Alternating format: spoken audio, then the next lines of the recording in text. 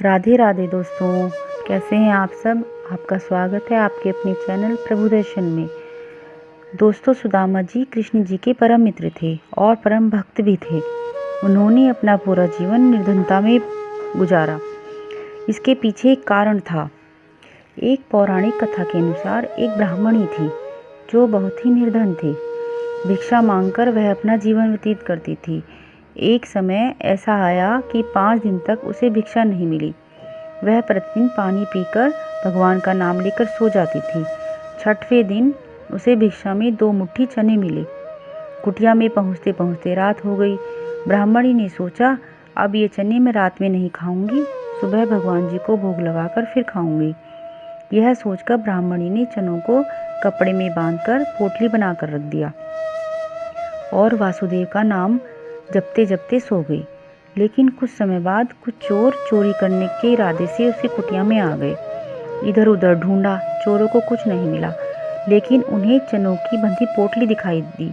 उन्होंने उसको चुरा लिया क्योंकि उनको लगा कि उस पोटली में सोने के सिक्के हैं। इतने में ब्राह्मणी जाग गई और शोर मचाने लगी। गांव के सारे लोग चोरों को पकड़ने के लिए दौड़े। चोर वह पोटली लेकर भाग निकले। पकड़े जाने के डर से सारे चोर संदीपन मुनि के आश्रम में छिप गए, जहां भगवान श्री कृष्ण और सुदामा जी शिक्षा प्राप्त कर रहे थे। कुछ देर बाद चोर उस आश्रम से भी भाग गए और उन चनों की पोटली को वहीं पर भूल गए। उधर उस ब्राह्मणी ने, जो भूख से व्याकुल थी, जब देखा कि चने की पोटली कुटिया में नहीं है, चोर उसको ही चुरा कर ले गए हैं, तब उसने श्राप दिया कि मुझ दीनहीन असहारा के चने जो भी खाएगा वह दरिद्र हो जाएगा। उधर प्रातःकाल जब गुरु माता आश्रम में झाड़ू लगाने लगी तो उन्हें वहां चने की पोटली मिली। गुरु माता ने पोटली खोलकर देखा तो उसमें चने थे। सुदामा जी और कृष्ण भगवान जी जंगल से लकड़ी लाने के लिए जा रहे थे, तो गुरु माता ने वह पोटली सुदामा को दे दी और कहा, जब तुम दोनों को भूख लगे तो बराबर बांटकर खा लेना।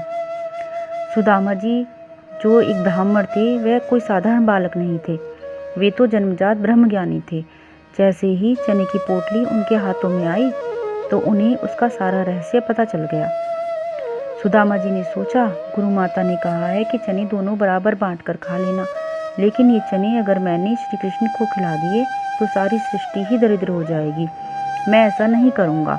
मेरे जीवित रहते मेरे प्रभु दरिद्र हो जाएं, ऐसा कभी नहीं हो सकता। इस बात के डर से सुदामा ने सारे चने खुद ही खा लिए और दरिद्रता का सारा श्राप सुदामा जी ने अपने ऊपर ले लिया, लेकिन अपने मित्र श्री कृष्ण को एक भी दाना नहीं दिया। इस प्रकार सुदामा जी ने निभाई अपनी मित्रता और गरीब बने रहे। तो बोलिए दोस्तों, ये होती है सच्ची मित्रता।